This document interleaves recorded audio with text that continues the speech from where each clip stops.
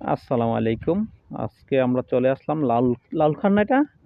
লালখার একটা গ্রামে। এখানে একটা অনেক পুরাতন বটগাছ আছে।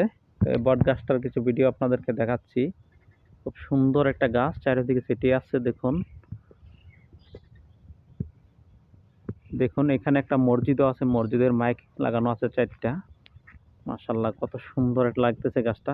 তবে ইদানিং পাতা নাই, পাতা ঝরে গেছে। নতুন পাতা গজাইতেছে। এই যে মসজিদটা।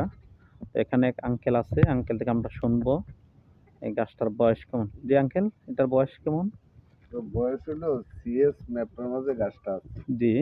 তো গাছটা যে আছে সিএস ম্যাপটা যে হইছে আজকে থেকে হলো 124 বছর। এর আগে এটা আমাদের জানা নাই।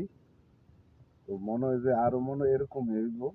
তার মানে আপনি বলতে চাচ্ছেন এই গাছ ১২৬ বছরেরও আরো বেশি হইতে পারে? হইতে পারে, সিএস আইডিয়া ম্যাপটার মাঝে আছে, ওই ম্যাপের অনুযায়ী। অনুযায়ী আমরা বলতে আছি আর কি। তবে গাছটা হয়তো আগে অনেক বড় ছিল, তাই না? আরেক বড় কি এদিক দিয়ে করে আমরা দুইটা গাছটা যে আসলো ডালপালা ছিল আমরা এখন কিছুটা মইরা গেছে গা, হ্যাঁ, হালকা। খেলতাম আর ইয়া করছে আপনার হিন্দুরা এখানে পুজো হইতো।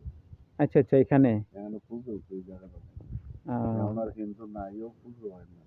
মিনিমাম ২-৫০০ লোক এখনো জমতো আর কি আগে পুজো। মেলা টেলা হইতো এরকম মেলা কিছু টেলা একটা। হইতো আর কি। যাই হোক, শেষ পর্যন্ত আলহামদুলিল্লাহ হিন্দু চলে যাওয়ার কারণে এখানে মসজিদ হয়েছে। খুব সুন্দর একটা মসজিদ। খুব আলগা জায়গাতে দেখুন। এখানটা দক্ষিণ না বাতাস, সব দিক দিয়ে ঠিক আছে। কিছু ফুল গাছ লাগানো আছে। খুব সুন্দর একটা এরিয়া। যাই হোক, ধন্যবাদ আপনাকে আঙ্কেল। আসসালামু আলাইকুম।